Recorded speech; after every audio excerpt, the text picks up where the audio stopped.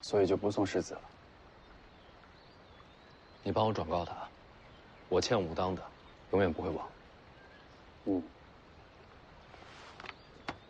这是武当自家的真气炼法，有了大黄庭，可以参考下。就此别过。跟你商量个事儿。那茅屋先别拆，院子里再帮我种点蔬菜。种什么？就跟之前一样。你又让我去偷菜园？你是下任掌门，不难。世子，你还是赶紧走吧。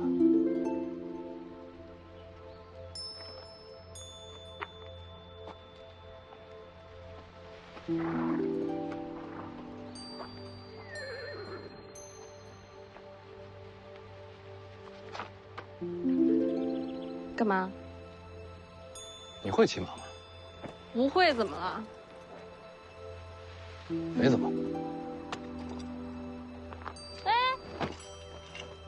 你下去。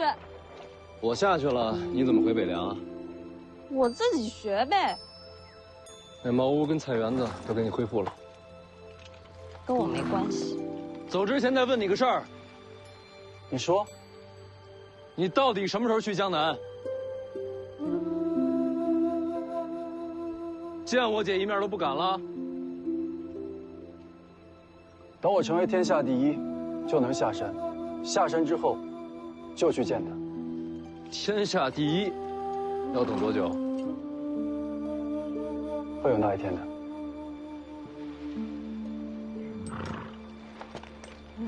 回北凉。走。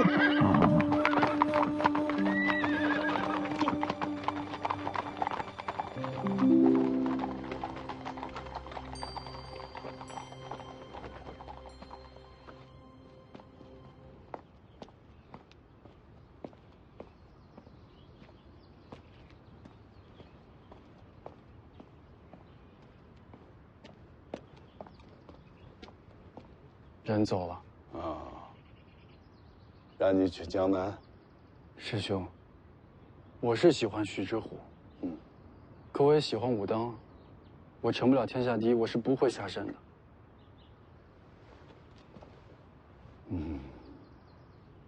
苦了你了。我不苦，我只是担心，您把希望都交在我身上。可如果我成不了天下第一呢？哎，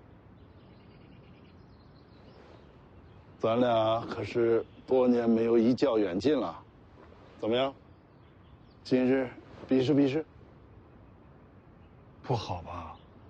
不敢了。比就比。好。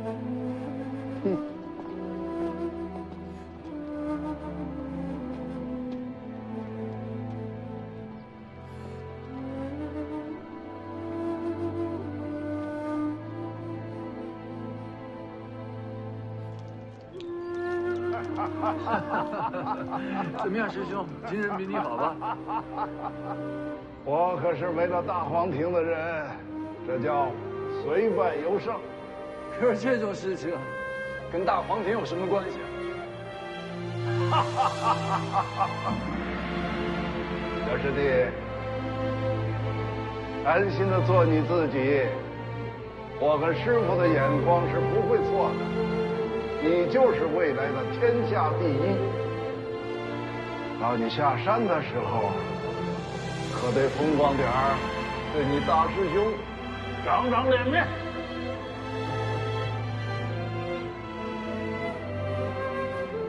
好，天下第一。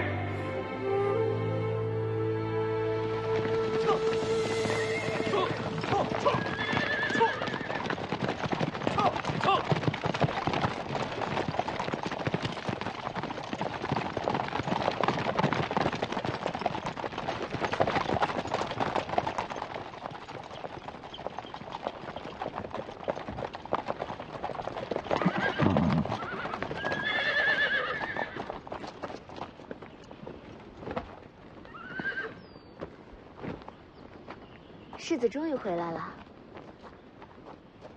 这便是大皇庭的印记吗？瞧着还挺适合世子的。都知道了。消息全都传回来了，还得恭喜世子文武双全。世子累了，先进去歇息吧。哎，你们怎么都等在城外啊？府里出了点事，世子进去再说吧。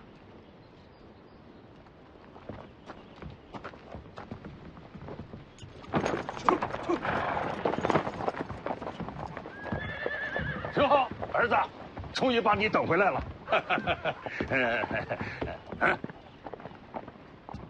哎，你说这王重楼啊，还真是果断，还真把这大皇庭传给你了。也罢啊，也罢也罢。饿了吧，儿子？看爹给你准备什么了。还有啊，爹给你找到了这个好玩意儿。不吃，这府里是出什么事儿了？你怎么跑这儿来了？回世子，其实没什么大事，就是避避风头。避风头？北凉王跑到这儿来避风头？府里闹鬼了？闹鬼倒好了，你二姐回来了。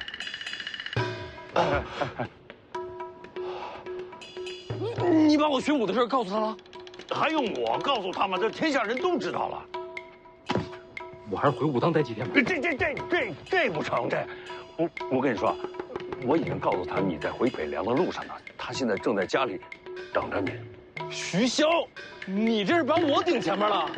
咱们父子俩总得保一个下来吧？这何必呢？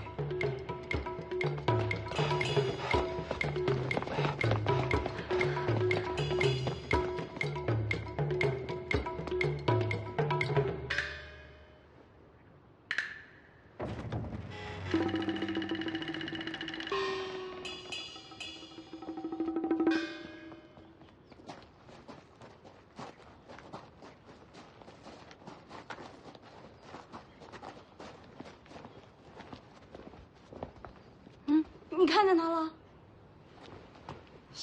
他应该在我院里，你们先回自己房间吧，我一个人见他。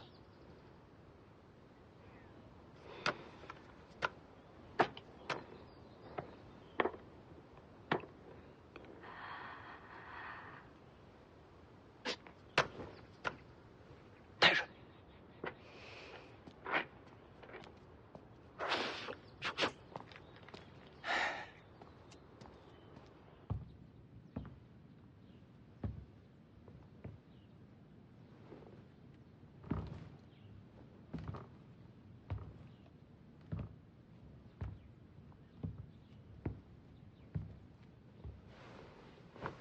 姐回来过年啊！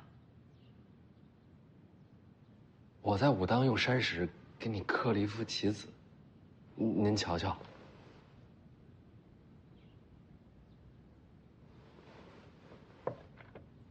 看书累了吧？我给你揉揉肩。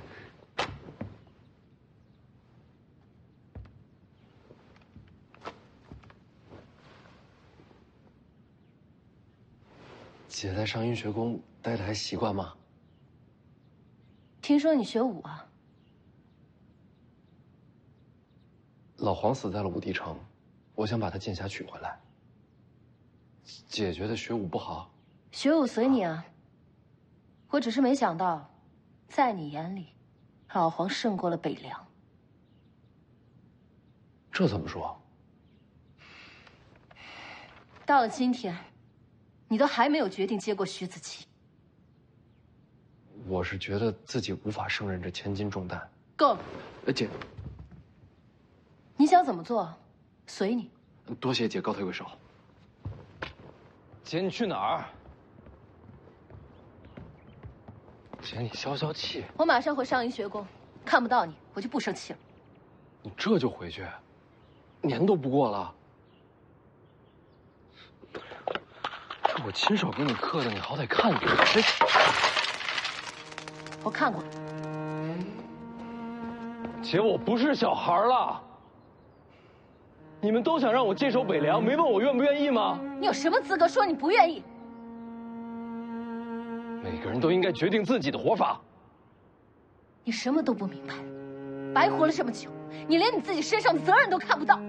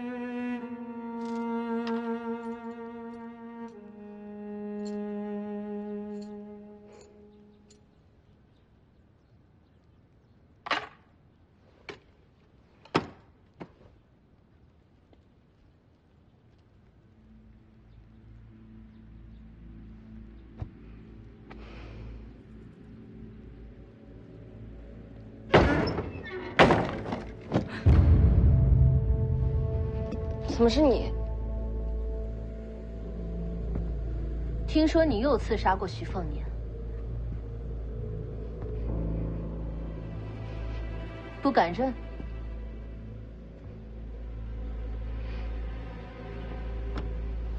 是，我是刺杀过他。我警告你，别忘记自己的身份。怎么，丫鬟就不能刺杀世子了？我跟你说最后一次，如果伤到许凤年，我一定会把你扔到井里，封了井盖，让你就这么烂在井里，永世不能再见到天日。听懂的话，白纸黑字写下来，发誓你以后再也不会对徐凤年出手。行啊，写字是吧？你给我支笔，越大越好。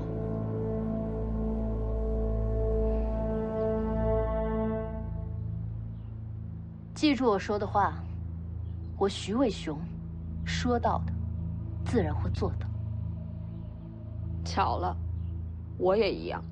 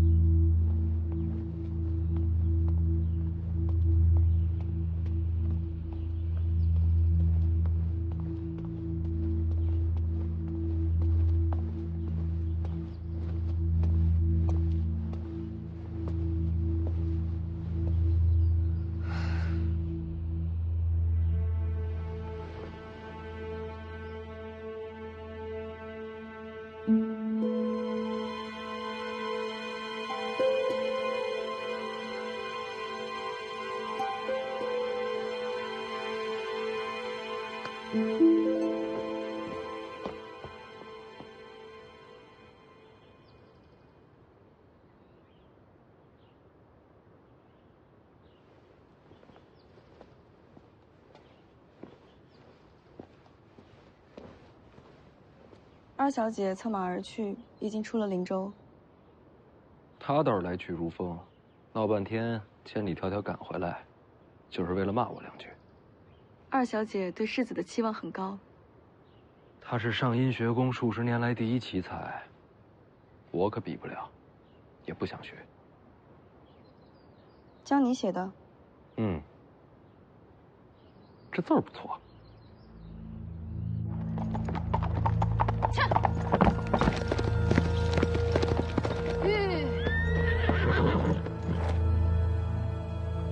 陈之豹，你在上阴学宫，应该学了诗书礼乐。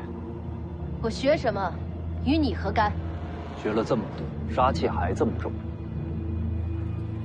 我觉得上阴学宫很适合你。所以呢？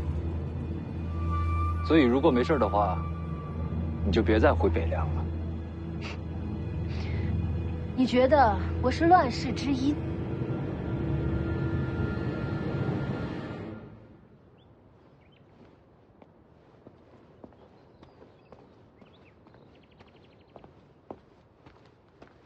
义父，陈之豹独自出营，将二小姐拦在城外。义父，要不要调兵啊？就别冲锋，别打扰人家。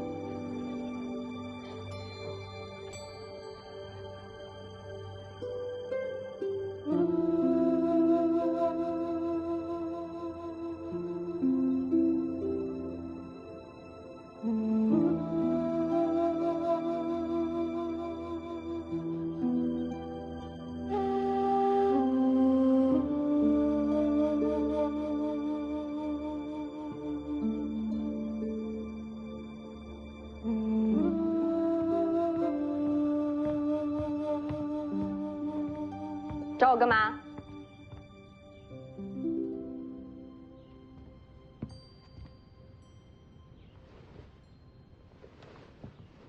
大黄庭怎么没了？王重楼不发功的时候，也看不出来。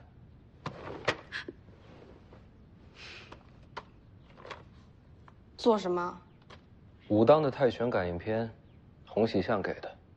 给你的，我又没大黄庭。我懒得读，不如你念给我听。想得美。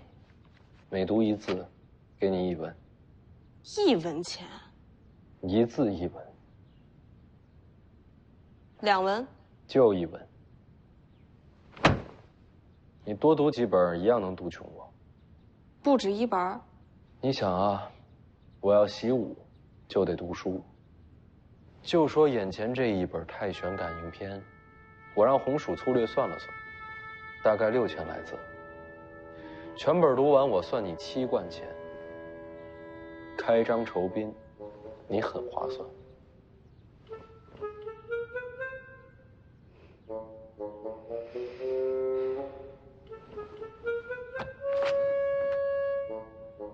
1本1副。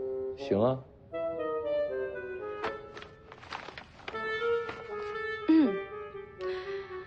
有物混成，先天地生，惟象无形，杳杳冥冥，寂寥淡漠。太死板，有感情些。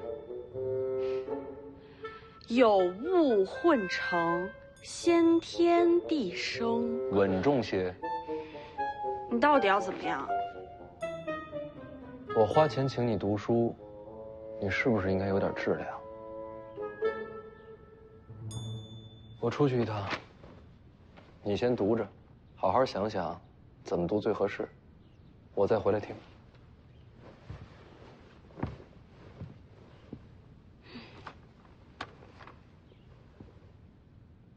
你那字儿写的不错。还行吧。我二姐凶你，你发誓杀我，合适吗？徐渭雄最疼的就是你，说杀他，他才不在乎。疼我，千里迢迢赶过来，就为了骂我几句。那是对你失望透了。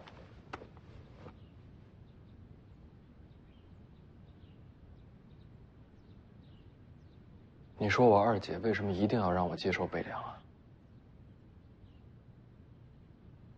这不废话吗？我二姐最痛恨的，就是世家门法嫡子传承那一套，所以她让我接手北凉肯。确实如此。你让我再想想。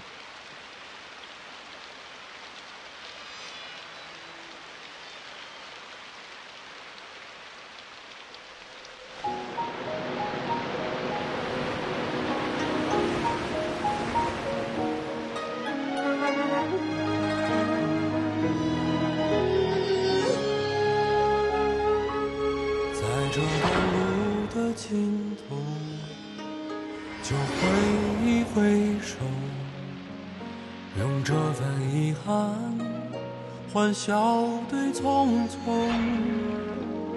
恩怨翻腾不休，听有苍生笑我痴梦，逍遥不够，山河漫漫游。残花待雪中，心事如风，铁马轻骑歌颂，肝胆万山重。举风霜雨酒，斩断了俗世年头，一夜东去，青丝到白首。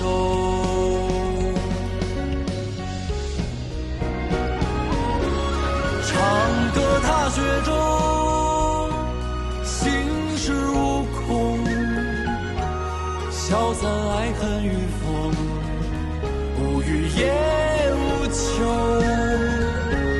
天涯的渡口，一人陪马儿轻收，多么富有，填下了心中烟雨红楼。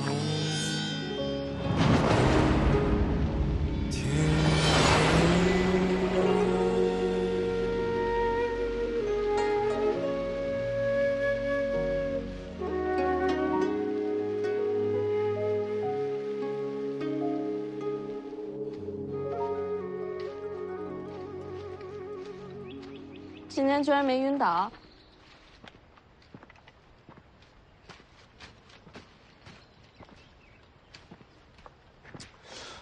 这黄瓜熟了吗？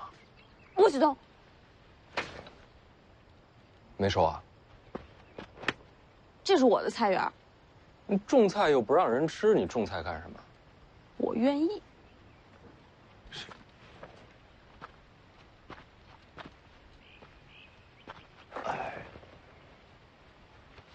我就不信，你还能12个时辰守在这儿。逗你呢，我北凉世子怎么可能偷你的菜？你什么事儿干不出来？时间还早，我再去练会儿刀。地瓜？不知道怎么的，菜地里混进了这东西。我才不要，你拿走吧。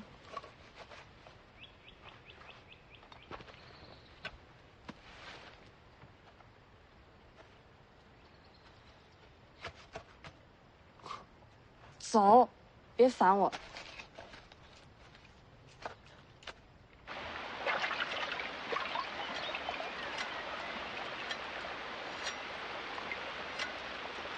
你这是干什么呢？这法子挺适合练手法力度。倒是有趣。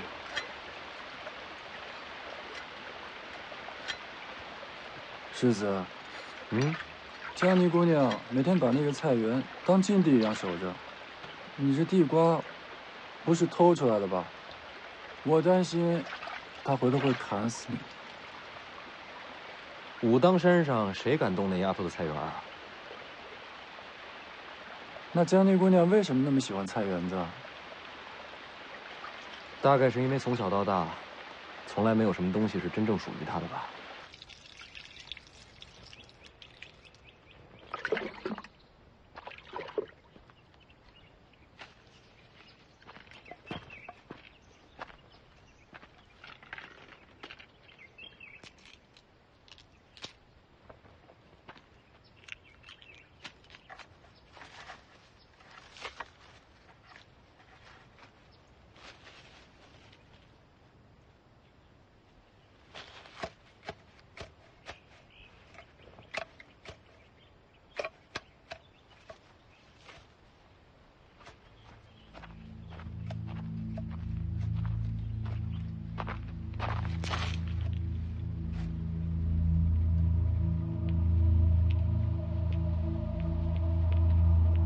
徐凤年呢？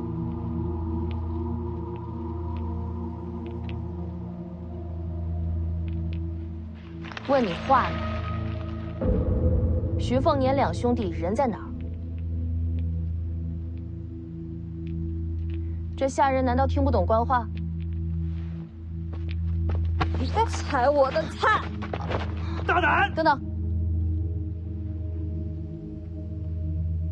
你为什么推我？你踩坏了我的菜，你为了这些菜推我？这是我的，不识抬举，让老奴来教训他。打个丫鬟也不算本事，我给你个机会，现在认错。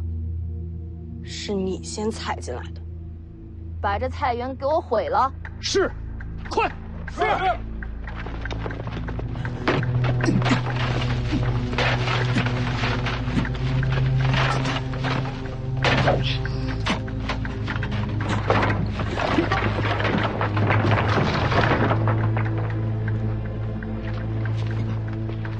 回头老奴给您洗干净。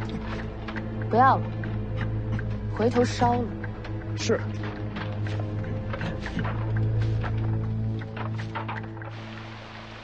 唉，你这地瓜烤的，比老黄差远了。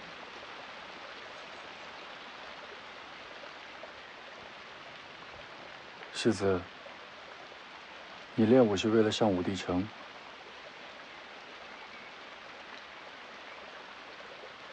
连你也觉得不可能啊？为什么不可能？因为我才刚刚开始练，而王仙芝早就天下无双了。那我怎么办？我还从来没有开始练过武。这跟你有什么关系啊？哼，因为我是天下第一。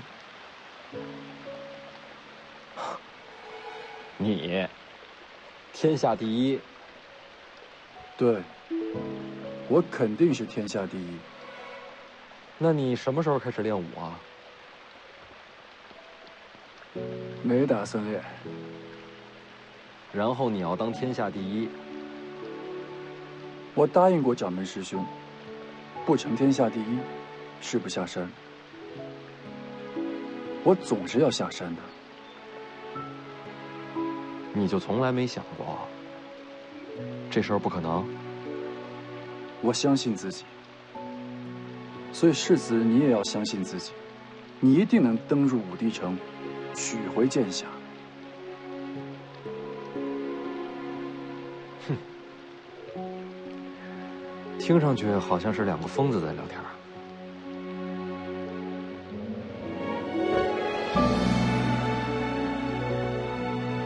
连自己都不相信，还有什么能相信？徐凤年，你一定能登入武帝城。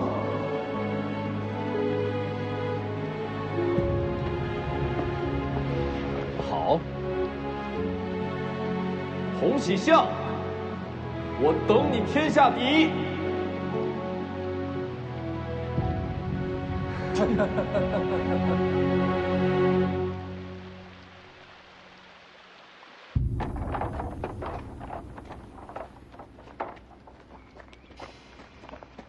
都办好了。认错。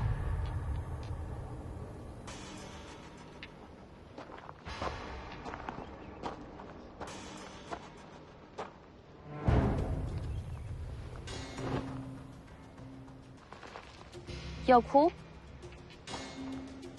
眼泪可没用。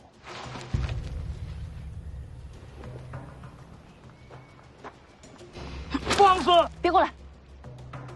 眼泪没用这种事儿，我早就知道。跪下！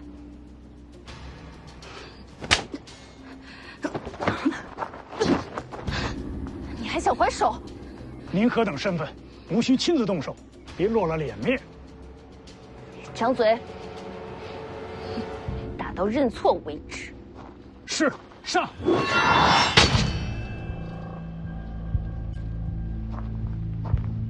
是徐凤年。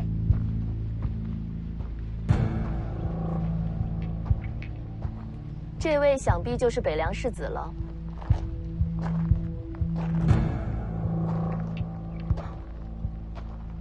果然是粗鄙之徒，不识礼数。疼啊？不疼。受欺负了？他踩我菜，我就推他；他回我院子，我就扔他一身泥。除了这一巴掌，我都还了，我才没输他。堂堂北凉王世子，连个丫鬟都教不好，真是让人失望啊！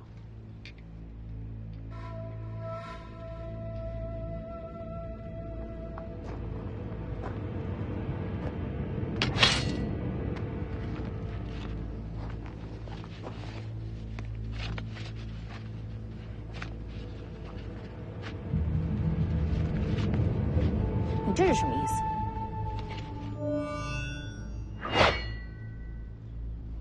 认错。你说什么？我背后这丫头本世子欺负得，你们欺负不得。怎么，世子也不问问我等来历就想动手吗？打狗还问名字吗？哼，世子倒是尖牙利齿，怕是你没这本事。给我上，别打死就好。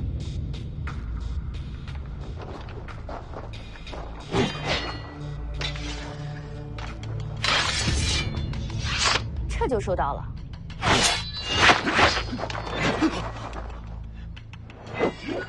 他不是不会武功吗？应该是刚入门，看他那力道技巧，倒也上乘。只可惜啊，终究还是少了一点真气。就会这一刀吧。这老白脸是你相好啊？哼！杀了他！找死！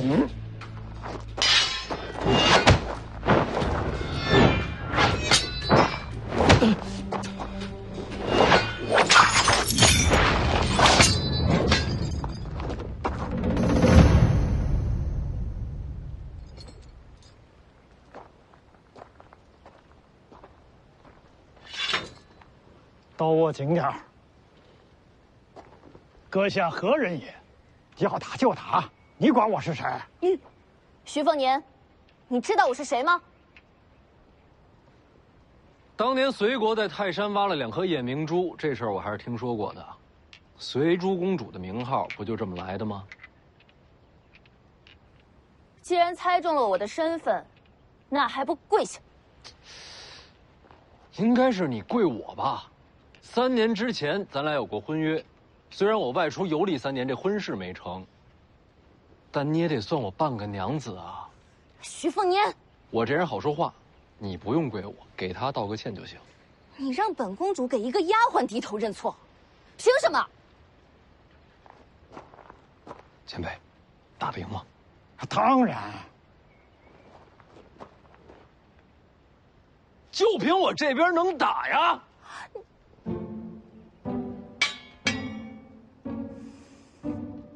对黎阳公主出手，孙雕四在，拿下他们！掌门，人到半山了，咱们就这么不闻不问吗？一个是黎阳公主，一个是北凉世子，帮谁都是祸事。龙虎山送了战帖之后，已经有不少弟子相继离去。掌门，若是投效皇室，龙虎山就不敢咄咄逼人了。不就是上山比武吗？掌门的大黄庭未必就输给龙虎天师。输赢都一样。什么意思？龙虎山只是个幌子，想重新整顿天下门派的是皇座上的一位。京城能支持龙虎山，也就能容下我们武当。这几年龙虎山吞并了不少门派，个个都拆去山门，迁往京城。真要这么做，武当就毁了。哎，起码有条活路啊！哎，你说呢？我不能去京城。为什么？我发过誓啊，我成不了天下第一，誓不下山。现在可不是开玩笑的时候啊！哎，有道理。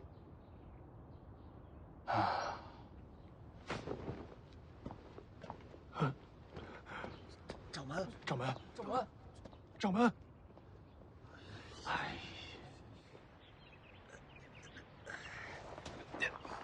这会儿可以认错了吧？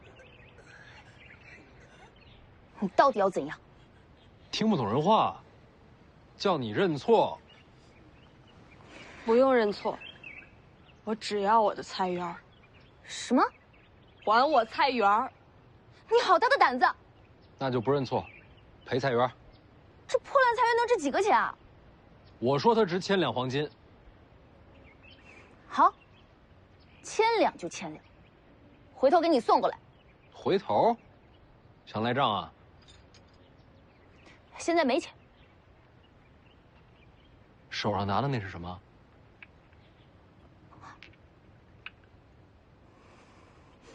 武当山的人都死绝了吗？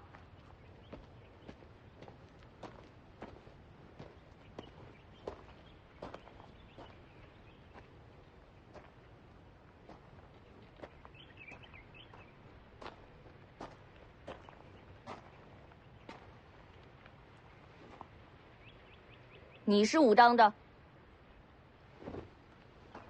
武当掌门王重楼见过殿下。我现在命令你们武当即刻出手，将这3人拿下。说来惭愧，本教只修心性，不善武功。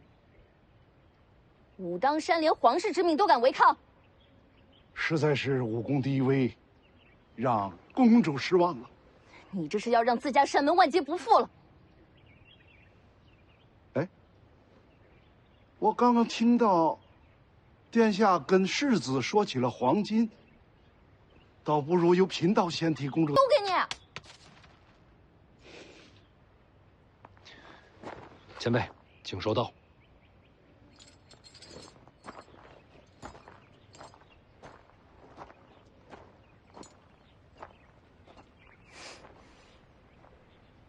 老奴无能，给殿下丢脸了。与你无关。行了吧？你得问他。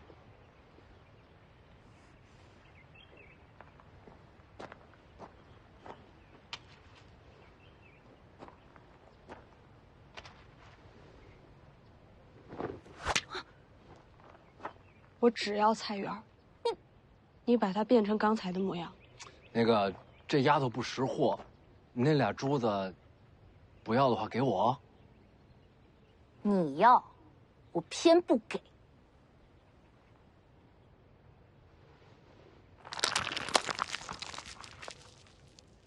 不会过日子，这败家娘们儿。徐凤年，王重楼，你们记住今天，把车复原。快去！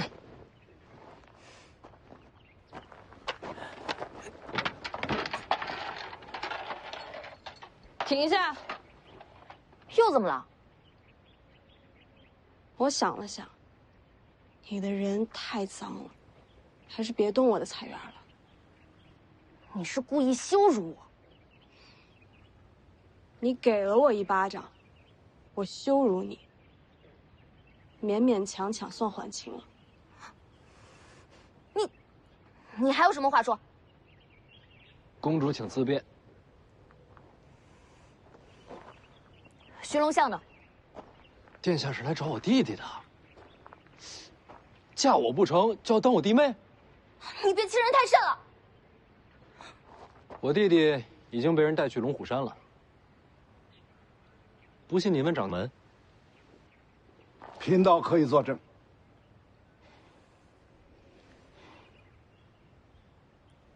下车。是，殿下。走。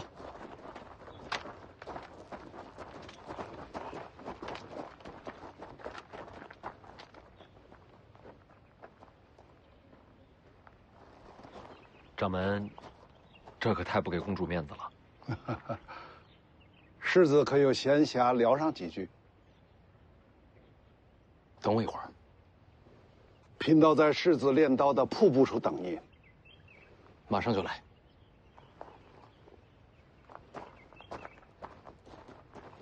咱马上回北凉，防止公主的手下找您麻烦。我还怕他不成？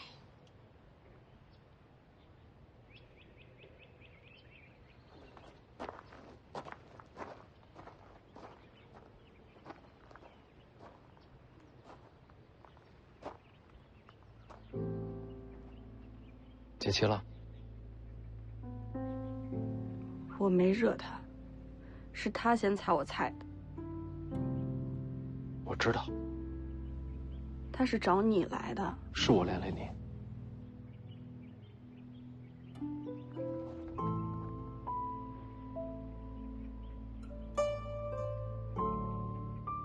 要不我给你复原？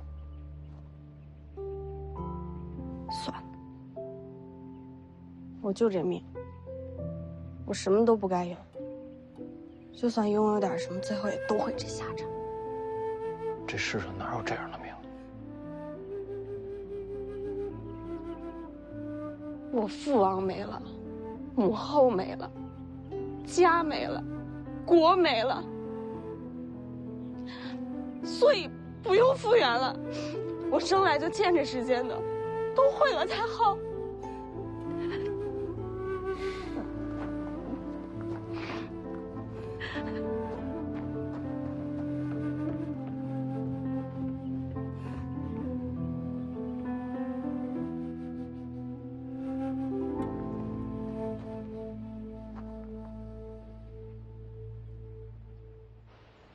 公主殿下，都是老奴无能，让殿下受辱了。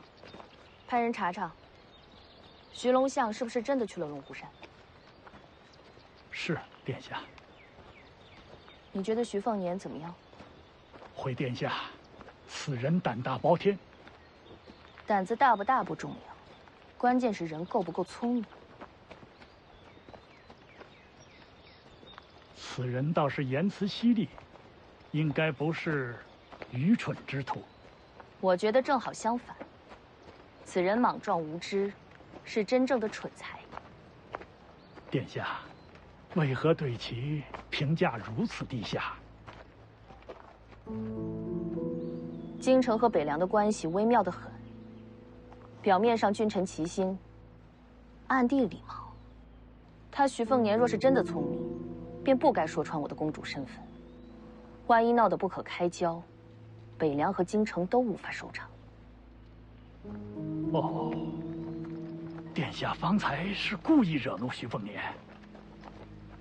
这次来武当，一呢是为了徐龙相，二呢也是想亲眼看看他是什么样的人。你还真以为我急着赶过来就是为了和他吵架？那徐凤年历年行事，宫中应该都有记载。那种东西没用。徐骁总要死的。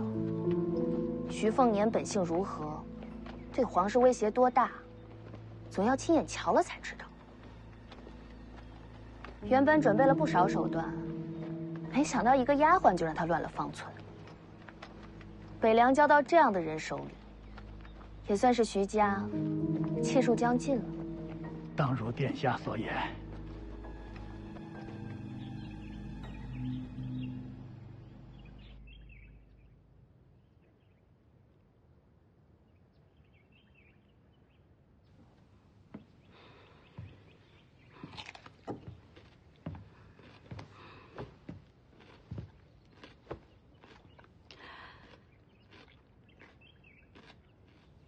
我觉得你命还可以，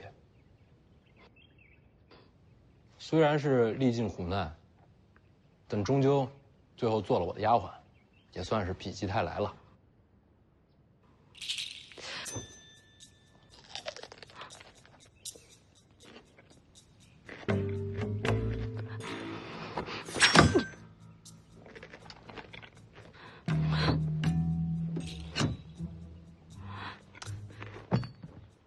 你这算是刺杀未遂了吧？是不是得赔钱啊？我扎地。那你不是脑子有病吗？匕首扎地了。是啊，就你最聪明。你刚刚故意挑衅吧，就为了让那公主觉得你冲动易怒，是个白痴。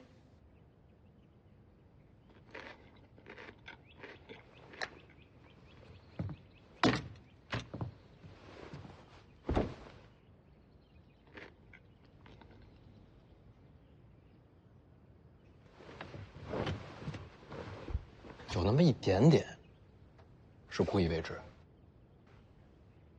主要还是因为我脾气不好。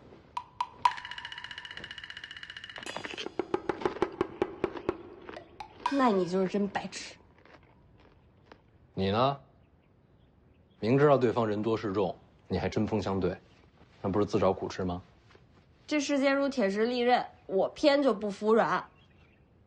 你这样，那随珠公主恨死你了。比起我，更恨你才对。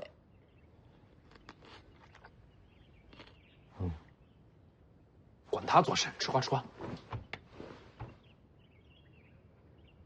你别扔啊，这瓜种的不错。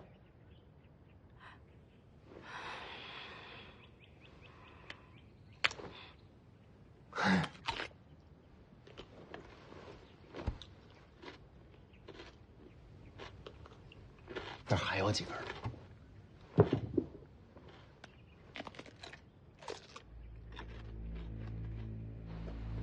2个我都恨。殿下不是故意试探的吗？那也要生气。徐凤年和那个丫鬟对我如此羞辱，我怎能咽得下这口气？可他终究是北凉世子，怕是不好动手啊。不仅仅是徐凤年，还有王重楼。从方才情形来看，武当是铁了心投靠北凉。若有北凉做倚仗，怕是武当也不好动手啊。徐骁从来不给江湖门派好脸色，他王重楼，怕是要自作多情了。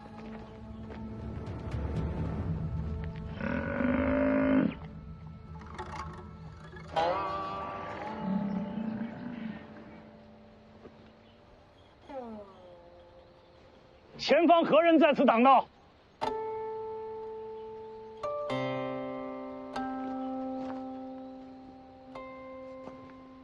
洪喜相。洪喜相，王重楼的小师弟。正是。因何拦路？掌门师兄一意孤行，想要与朝堂为敌。我等武当上下，愿拨乱反正。哦，这是要反你家掌门了？也不是反，只是寻一条活路。总不能让师兄把武当拉下深渊。王重楼修成了大皇庭，你一个小道士，靠什么拨乱反正？平日确实是拦不住，今日却有个机会，请二位随我回去。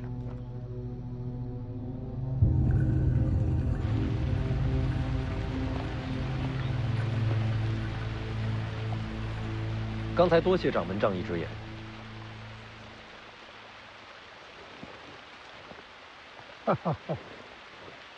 不是仗义，是功利。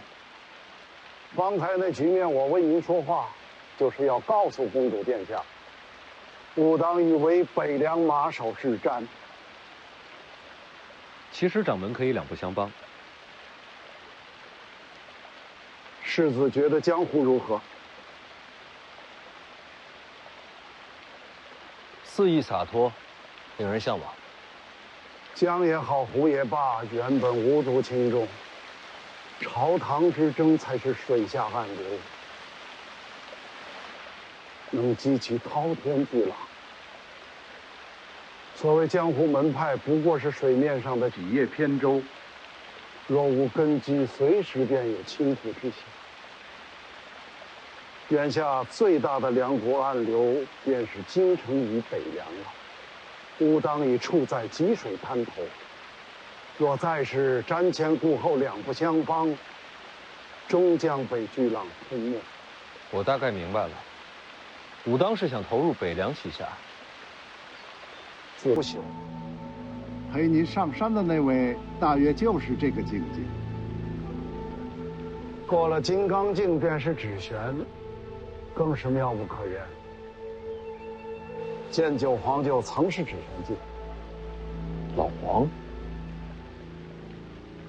您说他曾是指玄？武帝城头一战，建九皇最后一式6000里，已是稳稳的天象境界，已经很了不起了。确实，天下众生能入天象者屈指可数。武帝城王献之，在这重境界已做了半辈子，实在是高不可攀呐。一品4重境界，金刚指玄天象，这才3重啊。最上一重称为地仙，这重境界也就只是传说了。网上再无景色了。一品之上可成天人。怎样才算天人？此重境界虚无缥缈，我应该是看不到了。掌门特地跟我说明这些，又是为何？听说世子想要登上武帝城，那最起码也要到指玄境。世子天资没有问题，就是起步晚了。那也没办法，我慢慢练吧。武当大皇庭虽非天下最强武学，可绝对称得上特别啊！怎么个特别法？大皇庭能改人根骨，这世子应该知道。除了改人根骨，大皇庭最神奇之处，就是替人做嫁衣。嫁衣？修大皇庭者，可将一身真气送与他人。真气送人？那你们人人修炼大皇庭，集中到一人身上，岂不是天下无敌了？启禀公主，大皇庭极难修炼。近些年来，除了我家掌门一人，无人习得。那还好。而且还有一个苛刻条件，就是大皇庭只能传于从未修炼过真气之人，而且传送之后，躯体吸收多少，要看天命，往往只有10之5、6。你要把大皇庭传给我？等等，传完了真气你会怎么样？真气散尽，自然是命不久矣。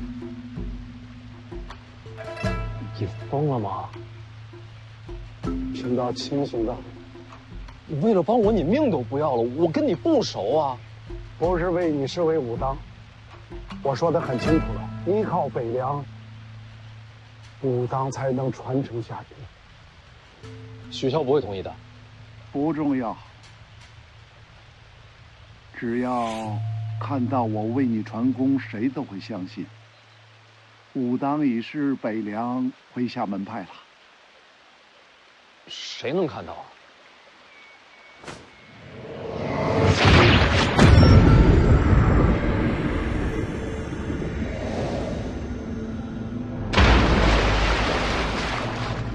王重楼要传功给徐凤年。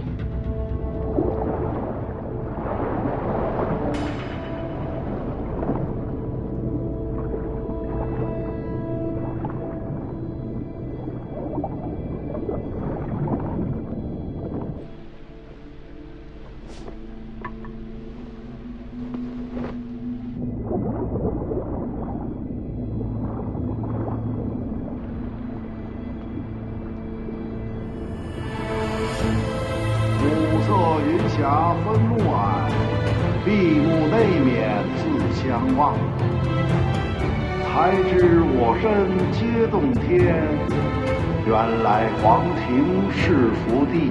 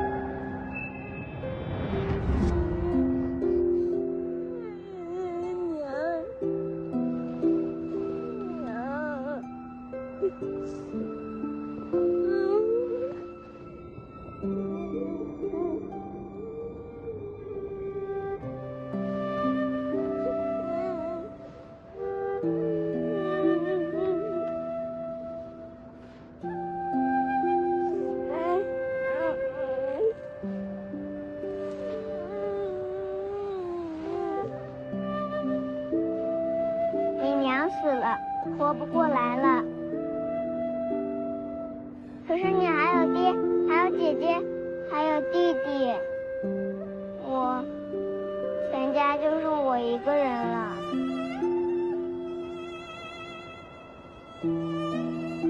他会一直住在你心里，一直看着你，擦干净，别让他看见你哭。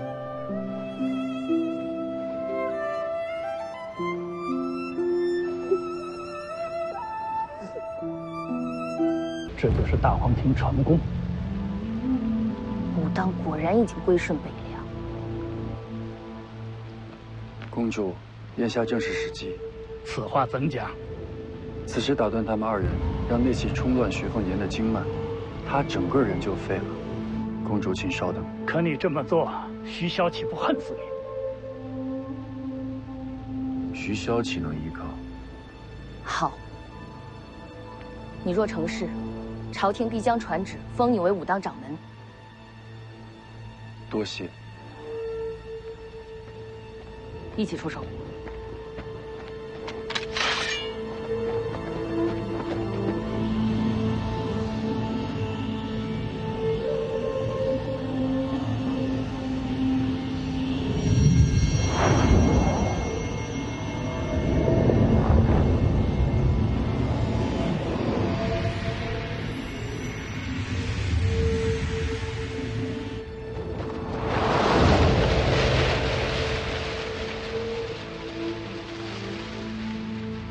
这又是谁？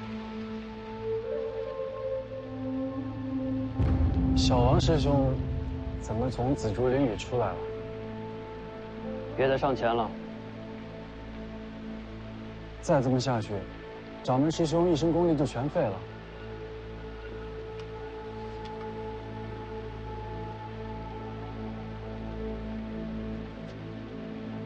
这是师兄自己的决定。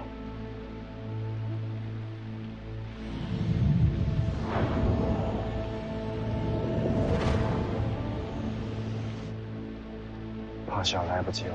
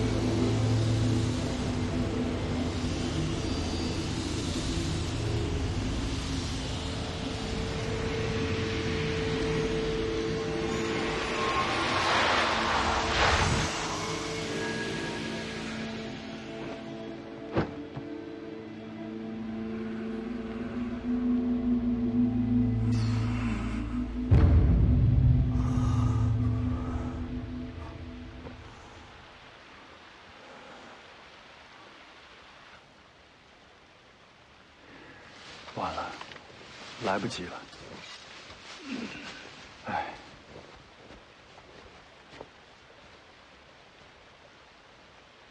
殿下，事不可为啊，还是走吧。你们这是害了武当。小道士，要不要跟我们一起下山？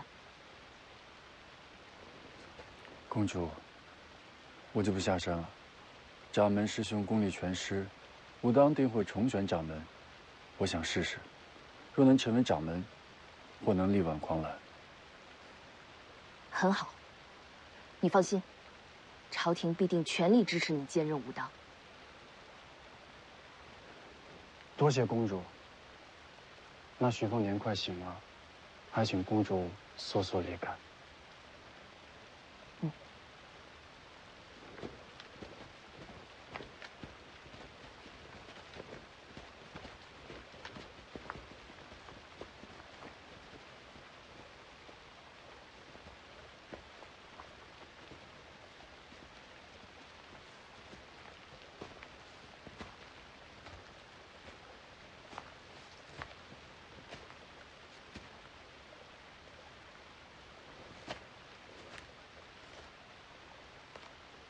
小王师兄演得不错。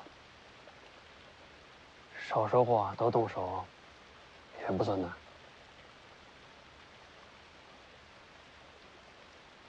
去看看掌门师兄吧。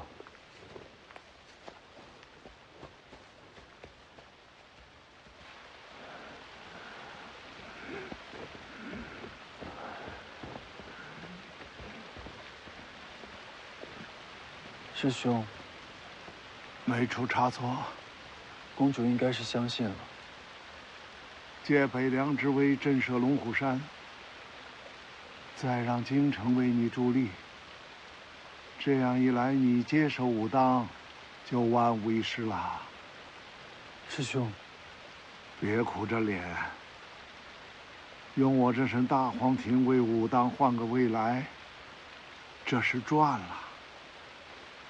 你手上的这把神图，交到你的手里，你当知道为了什么？寿山。风雨飘摇，师弟成就天下第一之前，武当就靠你的这把桃木剑来守城了。我在，武当便在。你们都先上去，召唤诸位师兄弟。过会儿我有话说。那你的师兄？我等他醒来。去吧。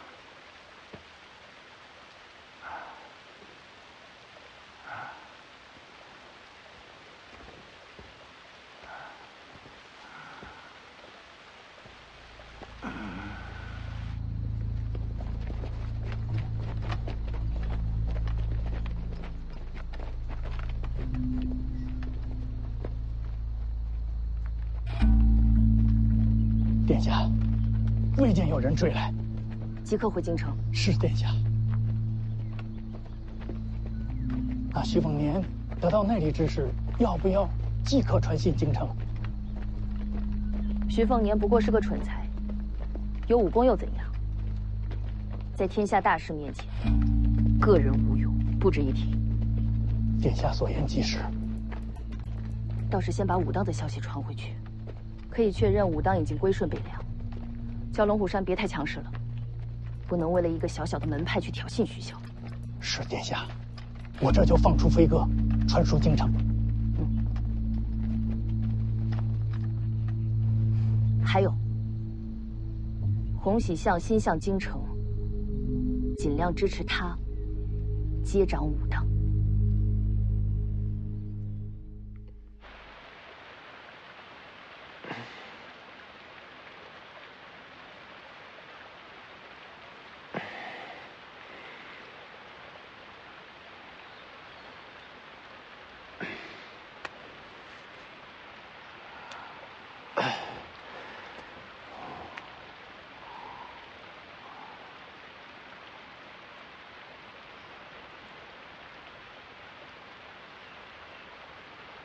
衣服怎么没湿啊？已经蒸干了。点火了？真气比火好用。已经把大黄庭给我了。给了。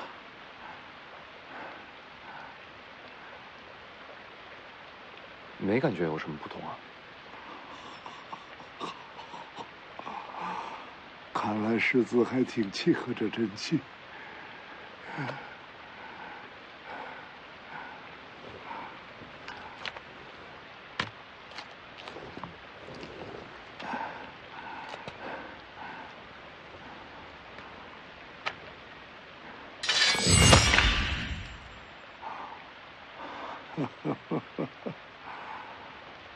真气能留下几成？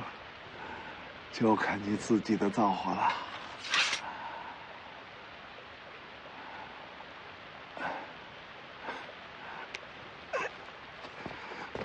哎，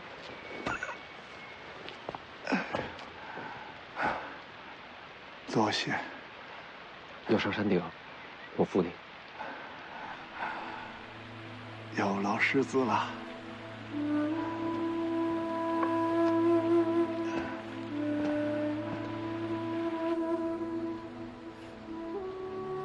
为了护住武当，我把自个儿这条命都扔出去了。武当好歹也算个不大不小的门派，要在这世上求活都如此不易，那些真正的平民百姓又该有多么艰难呐！若日后有朝一日，世子接掌北凉，请世子一定为他们想想。一定。哎，怎么等在这儿了？扶你上山。也好，那就不用辛苦世子了。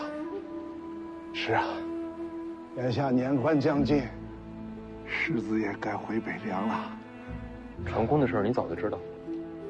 还请世子不要浪费了大荒庭，我等你踏上武帝成河的消息。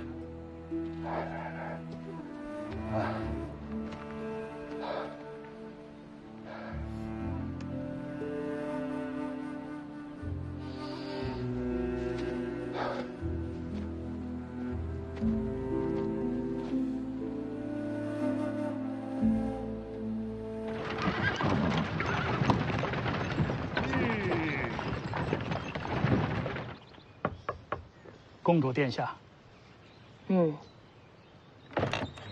我得去备些热开水，好给殿下沏茶呀。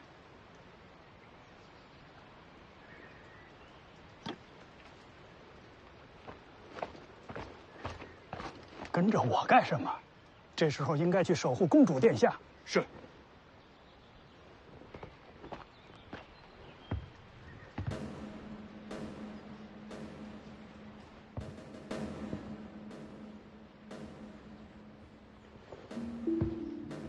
去灌壶热开水。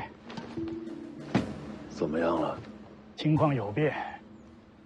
怎么回事？人被龙虎山接走了，应该是建九皇的手里。还有世子。世子怎么了？王重楼将一身大黄庭传给世子了。随珠公主已经认定，武当归属北凉。自保。除了这点意外，其余都如王爷所想。随珠公主亲眼见到世子顽劣不堪，从今往后京城应该会对世子放心了。哎，对了，义父让我问你，要不要找个机会回北凉啊？我留在京城，对王爷更有用处。你辛苦了。走了。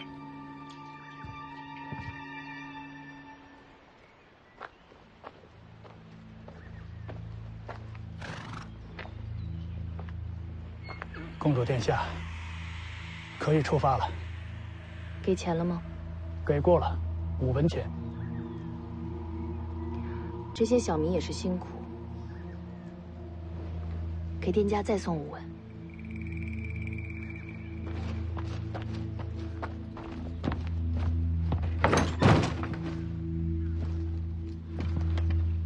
客官，您还有什么吩咐吗？赏你的。哟，那可多谢您了。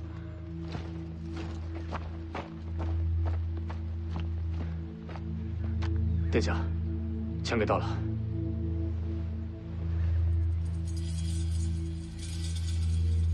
出发吧。是。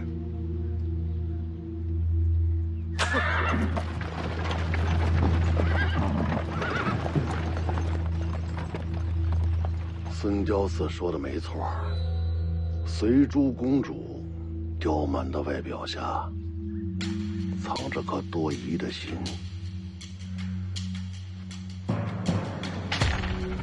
什么都别剩，能烧都烧了。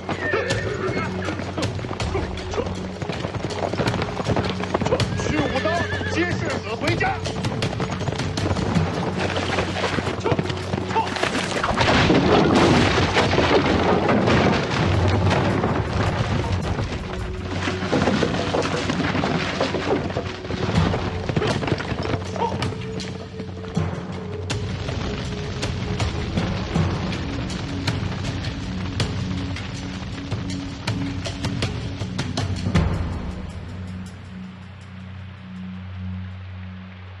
王重楼有气魄。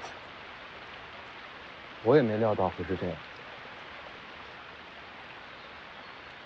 2个月时间早就到了，我也该走了。您不跟我回北凉了？每个人都有自己的路要走，途中遇上的，总会道别。这就是江湖。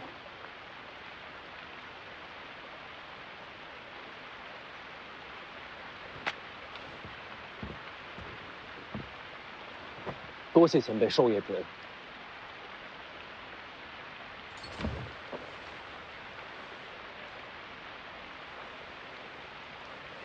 好好练刀，有缘再见。走了。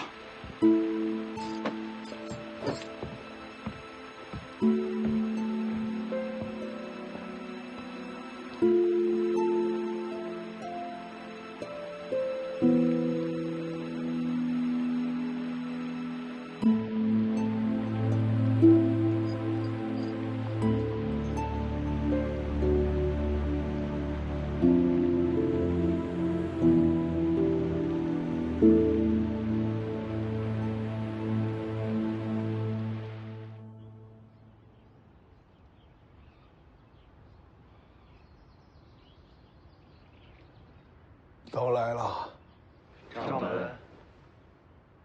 好。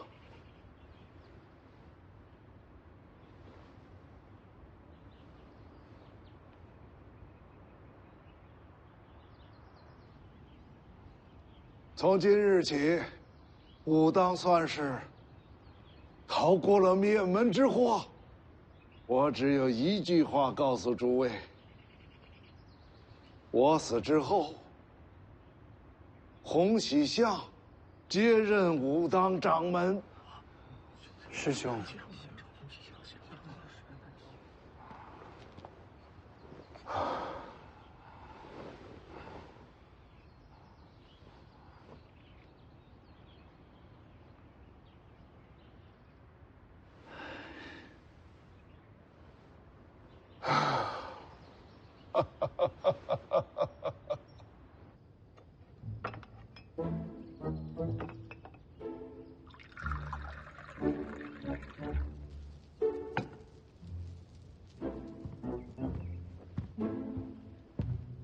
好像擦不掉啊。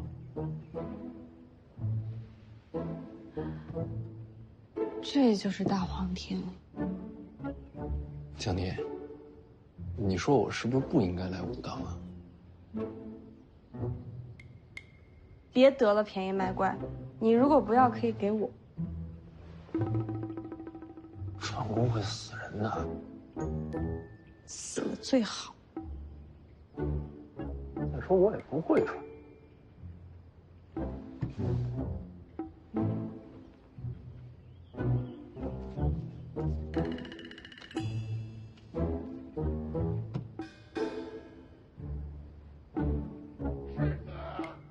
世子，世子，你想我了没有啊？啊，龙兄想死你了。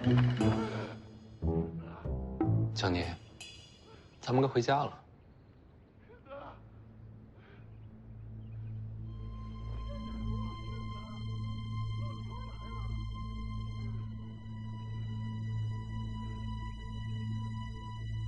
喜欢可以多住几天。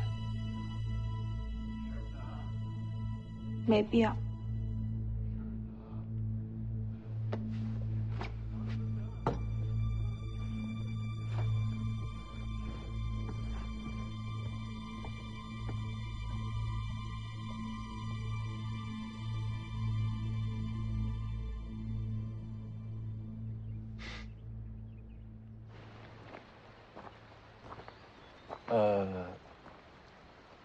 掌门师兄说他现在上下山太慢，